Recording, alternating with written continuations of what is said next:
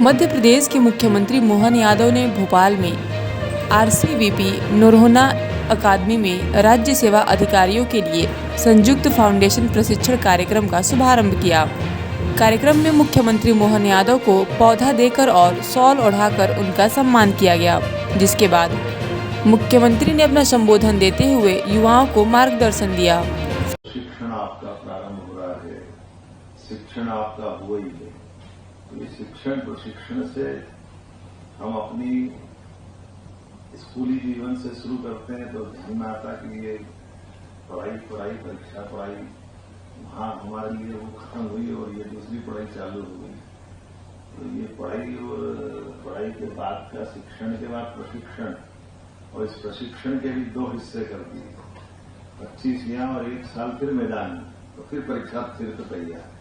तो ये परीक्षा की जो अपनी परेशानी है, शिक्षण प्रशिक्षण की जो अपनी महत्ता है, इस शिक्षण प्रशिक्षण की महत्ता आखिर हमको सिखा क्या है, हमारे लिए अपने इस पिंड का महत्व क्या है, हम ये कब इस झंझट से बाहर आएंगे। और अभी तो ये यहीं की बात कर रहे हैं। आप में से अब कई सारे लोग अपने कोई वैवाहिक जीवन में चला गया होगा, कोई जाने वाला होगा, उसकी अपनी माँ घर के अंदर अलग से परीक्षाएं चालू होगी, हमारे अपने परिवार के अंदर व्यवहार के अलग परीक्षाएं चालू होगी। आप बड़ी पोस्ट पर बैठ गए तो कई सारे आपके मित्र वर्ग की उनके अलग आपसे अपेक्षा चालू होगी। इन सब तालमेल में जिंदगी का पता ही नहीं चलता कि कहाँ से आए, कहाँ पहुंचे और आखिर करा क्या हमने। लेकिन इसी से इसके आगे कोई समाधान भी नहीं।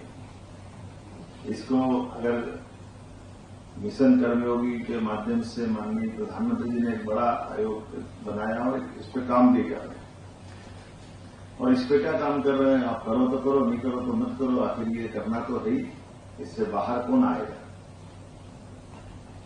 बड़ा मजेदार, कई प्रकार से इसको समझने समझाने का प्रयास करें, जैसे आपको ध्यान में आएगा कि हम आखिर है क्या है, हम क्या करने आए हैं, हमारा करने कराने का ये जो सिलसिला ईश्वर ने जो दिया तो वो किस प्रकार से दिया है। सरल भाषा में कभी कभी लगता है कि हम ईश्वर की संतान है तो हमारे अच्छे बुरे का परिणाम भी ईश्वर पे आना चाहिए। ईश्वर पे दिया हमने ही, तो वो आप मान के चलते हैं कि हमारे शरीर में आत्मा है तो आत्मा में परमात्मा भी है, परमात्मा की हम देन है, तो आत्मा और परमात्मा की देन के बीच में हम अगर कुछ कर रहे हैं तो अच्छा करेंगे तो भी ईश्वर हमको अपने इस अभियान में सहभागी मानना चाहिए, और बुरा करेंगे तो भी ईश्वर पे दोष आना चाहिए। ईश्वर कैसे बच सकता है, तो ये मन में प्रश्न आता है तो ध्यान में आता है कि ईश्वर उसमें कैसे बच के निकलता है। गीता में भगवान कृष्ण ने 16वें अध्याय में बहुत अच्छे से समझाने का प्रयास किया। मैं भावार्थ बताता हूं। जैसे जल से बर्फ बनता है, और जल से जब बर्फ बन जाता है तो फिर बर्फ में जल नहीं होता है क्या, बर्फ सॉलिड हो गया, फिर बर्फ पिघलेगा तो जल आ जाएगा। जल से बर्फ बना और बर्फ से फिर जल बना, लेकिन बना हुआ बर्फ आपको बर्फ के रूप में ही रहेगा, उसके अपने सारे गुणधर्म जो दिखाई देंगे ये उसी प्रकार से काम कर। तो ये हमारे लिए इसी प्रकार से ये अपने अंदर ईश्वर ने मौका जरूर दिया है, लेकिन आखिरकार उस सारी बातों के लिए जवाबदार आप ही हो। आपको इससे मुक्ति नहीं मिल सकती। ईश्वर उसमें केवल आपको जल से बर्फ बनाने की प्रोसेस में जल से बर्फ बनने का अवसर दे रहा है, लेकिन उसके बाद वापस जल बनना है।